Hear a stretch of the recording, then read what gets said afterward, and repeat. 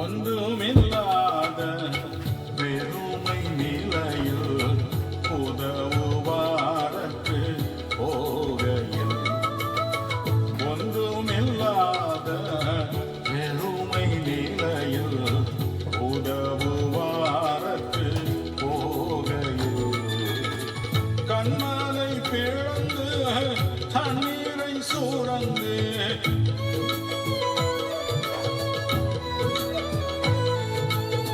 கண்மலை பிளந்து தண்ணீரை சூழந்து காலம் தீர்த்த தயவை